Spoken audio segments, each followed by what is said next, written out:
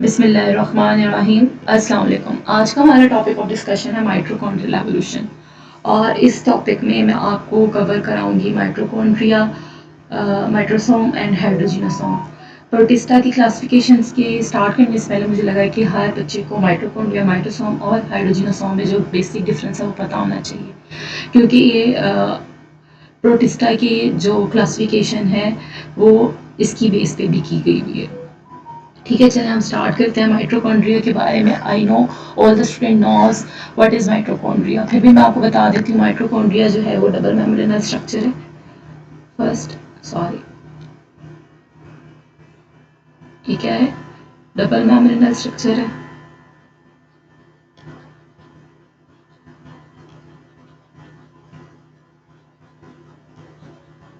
हमें पता है तमाम यूकेरियोट्स में माइटोकॉन्ड्रिया पाई जाती है। दूसरा ये कि इसका क्या फंक्शन है, ये एटीपी जनरेट करता है। मीन्स कि हमारी मेटाबॉलिक एक्टिविटी, हमें जितनी भी एनर्जी चाहिए होती है और फूड को ये ब्रेक डाउन करके हमें क्या देता है, एनर्जी देता है एटीपी की सूरत में। तो हम इसे कह सकते हैं ये पावर हाउस है। प्रोग्राम सेल डेथ और एपोप्टोसिस और ये सारे फंक्शंस भी माइटोकॉन्ड्रिया करता है। और इस और क्या करता है, ये बायोसिंथेसिस कराता है काफ़ी चीज़ों की, लाइक हीम बायोसिंथेसिस। बेसिक जो बहुत मेन इसका फंक्शन है haem biosynthesis. Haem biosynthesis haemoglobin जो है वो क्या करता है, ऑक्सीजन कैरियर है। मायोग्लोबिन जो है वो भी ऑक्सीजन कैरियर है। ये इन सब की क्या, और साइटोक्रोम सी, साइटोक्रोम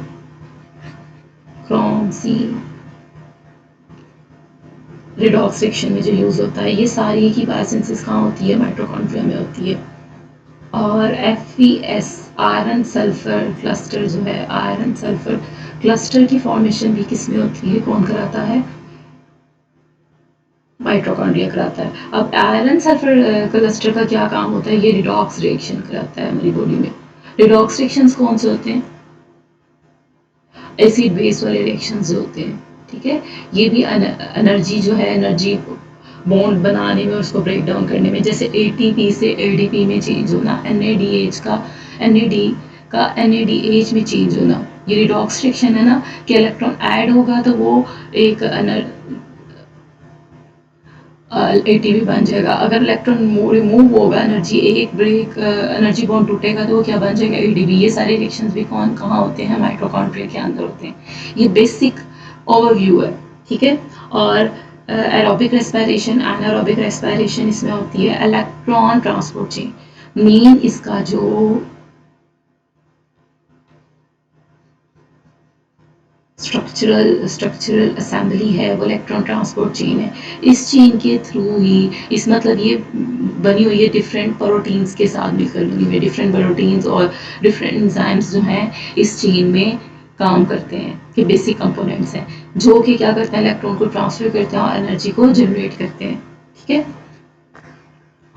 लाइक इसमें देखें कि माइटोकॉन्ड्रिया में क्या है, ग्लूकोज जो है ये माइटोकॉन्ड्रिया के बाहर क्या हो रही है, ग्लाइकोलाइसिस होती है ग्लूकोज से पायरुवेट में। अब पायरुवेट ने आगे अंदर चले जाना है माइटोकॉन्ड्रिया के अंदर, और वहाँ जाके जो है रिडॉक्स रिएक्शन होने हैं और ऑक्सीडेटिव फॉस्फोराइलेशन होनी है। अच्छा, इसमें क्या NADH बन रहा है, NAD से क्या है, NADH बना है, एनर्जी लेवल, एनर्जी बॉन्ड बना है ना। इसी तरह ADP से ट्राइसाइल ग्लिसरॉल से क्या बना है, 2 ATP बने। ये 2 एनर्जी के मॉलिक्यूल्स बने हैं और कार्बन डाइऑक्साइड बनी है, और क्या बना है, वाटर बना है। ठीक है, ये ऑक्सीडेटिव फॉस्फोराइलेशन कहाँ हो रही है, ऑक्सीडेटिव फॉस्फोराइलेशन कौन कराता है, माइटोकॉन्ड्रिया।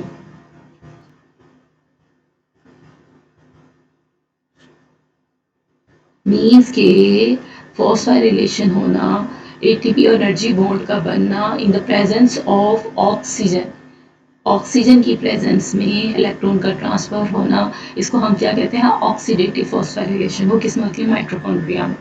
ठीक है, ये माइटोकॉन्ड्रिया का बेसिक मैंने आपको फंक्शन बता दिया, और उसका स्ट्रक्चर तो आई नो यू नो, ये तो सारा बेसिक है।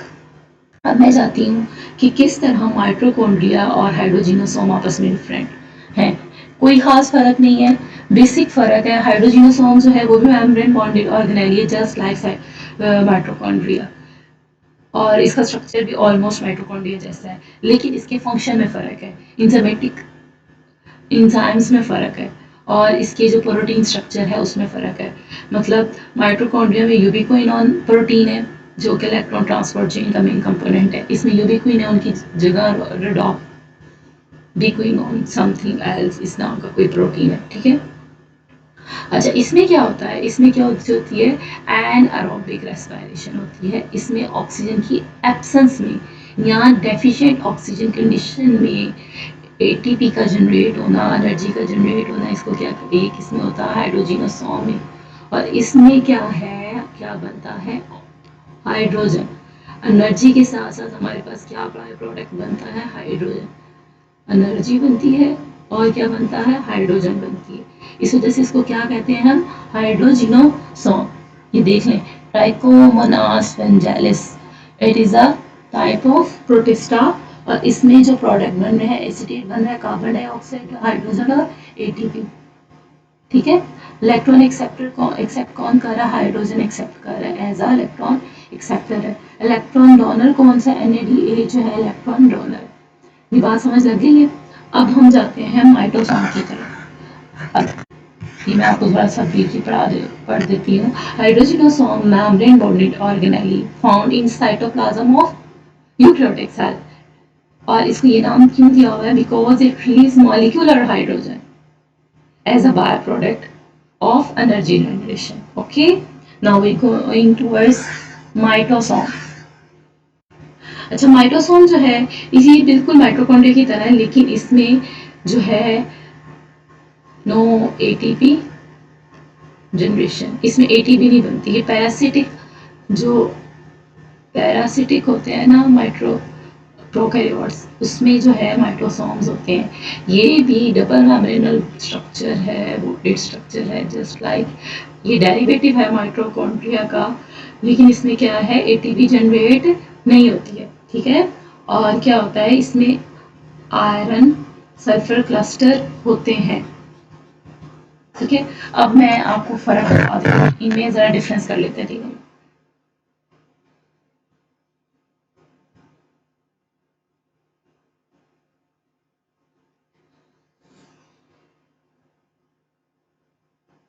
ओके, माइटोकॉन्ड्रिया इस तरह नहीं करते, सॉरी, क्योंकि इसमें सिमिलैरिटीज समहाउ कम है, तो ये ऐसे करते हैं। Sorry for late.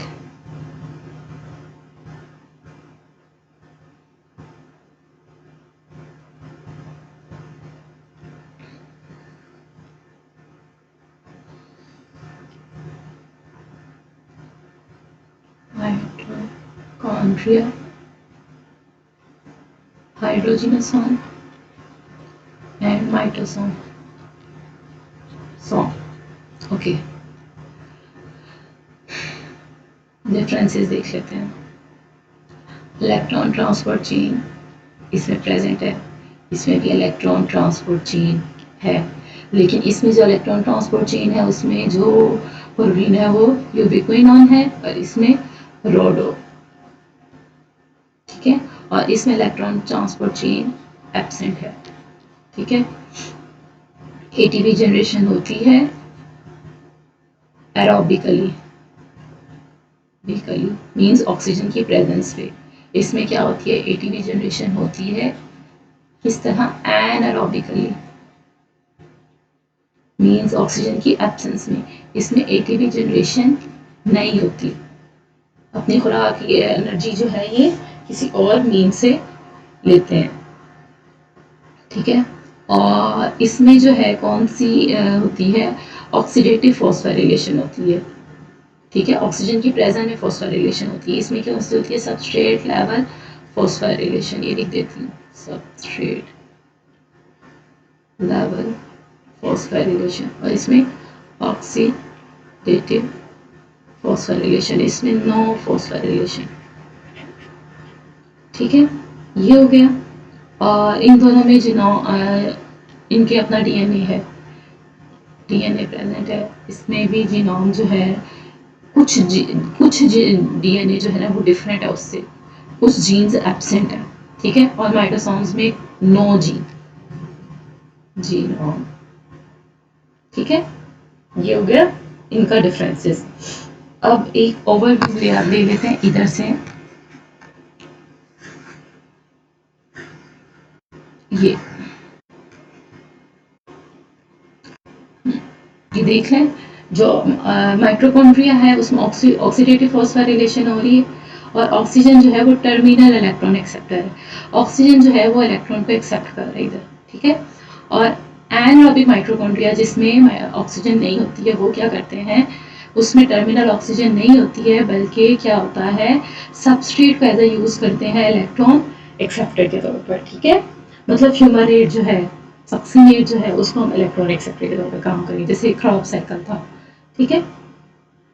इसी तरह हाइड्रोजिनोसॉर्म में क्या होता है, इसमें ऑक्सीडेटिव फॉस्फोराइलेशन नहीं होती, सबस्ट्रेट लेवल फॉस्फोराइलेशन होती है, और उसकी वजह से क्या बनता है, हाइड्रोजन जनरेट होता है बाय प्रोडक्ट के तौर पर।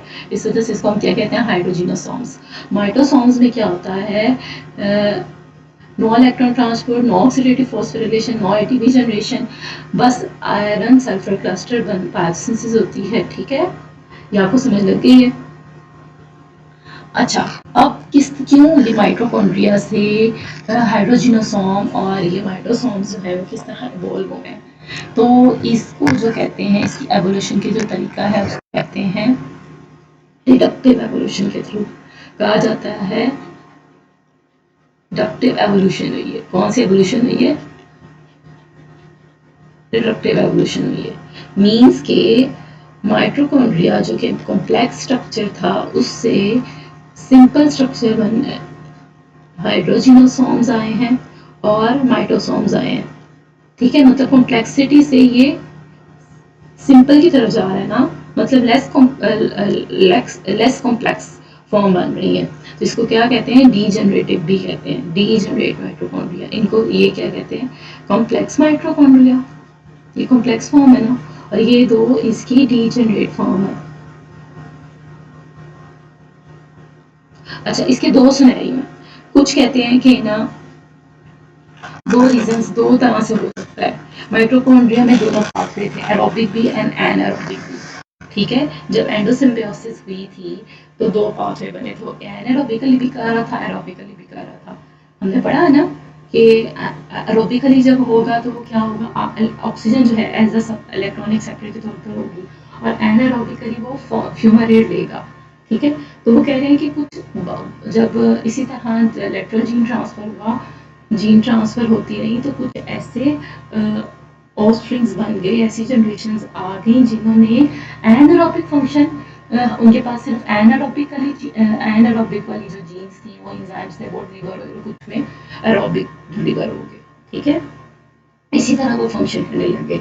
इसी तरह एक क्या है, माइटोकॉन्ड्रियल इंसेक्टर में सारी एंजाइम्स थे, एरोबिक भी एनारोबिक भी, और एंडोसिम्बियोसिस की वजह से लेटरल जीन ट्रांसफर हुआ, तो एनारोबिक एंजाइम्स जो थे वो उन्हें आगे माइटोकॉन्ड्रिया, माइटोसोम में और हाइड्रोजिनोसोम में, ठीक है। I hope you can get what I want to say और एक्सप्लेन। ये हम देखते हैं इस डायग्राम के थ्रू। ये देखिए, ये प्रोटोन माइटोकॉन्ड्रिया था ना, मीन्स ये जीन ट्रांसफर हुई है। अब इधर को प्रोटोनेफ्रिडिया का माइटोकॉन्ड्रिया कब बना था, एंडोसिम्बियोसिस के थ्रू ना। इसके बाद जब ये जीन ट्रांसफर हुआ है तो ये क्या है, ऑक्सीजन को एज एटीपी ले रहा है ना, इलेक्ट्रॉन एक्सेप्टर के तौर पर कार्बन डाइऑक्साइड वाटर एटीपी बन गया, ठीक है। इसी तरह कुछ जो है जनरेशन में क्या हुआ, किस तरह जीन ट्रांसफर हुई, कि वो क्या हुआ, कुछ एंजाइम्स जो थे वो लूज हो गया, वो डीएनए कुछ पार्ट लूज हो गया डीएनए का, जिसकी वजह से क्या हुआ कि उसमें चेंजेस आई और उसमें कुछ एंजाइम जो थे वो नहीं फॉर्म हो सके, जिसकी वजह से हाइड्रोजिनोसॉर्म्स बन गए। इसी तरह और यहाँ भी जो है लूज ऑफ डीएनए हुआ, एरोबिक मेटाबॉलिज्म, वो वाले डीएनए जो एरोबिक मेटाबॉलिज्म करते थे, टारगेटिंग सिग्नल देते थे, एटीपी सिंथेसिस करते थे, वो डीजनरेट हो गए, वही वो वाला डीएनए जो है वो नहीं जा सका नेक्स्ट जनरेशन में, तो हमारे पास इस तरह का आया ये वाले माइक्रोसोम डेयरी यूकेरियोट्स है। फिर जब इन्होंने आगे ट्रांसफर किया तो फिर इनके पास वो वाले बी इंजाइम जो है वो डीजेनरेट हो गए जो कि 18 प्रोड्यूस करते थे। समझ लग गई आपको कि इस तरह इसको हम क्या कहते हैं, डीजेनरेटिव माइटोकॉन्ड्रिया और रिडक्टिव, सॉरी, डीजेनरेट माइटोकॉन्ड्रिया कहते हैं माइटोसोम्स को और हाइड्रोजिनोसोम्स को, और इस एवोल्यूशन के प्रोसेस को क्या कहते हैं, reductive evolution. I hope you will understand and get the differences how the mitochondria and hydrogenosome is different from each other.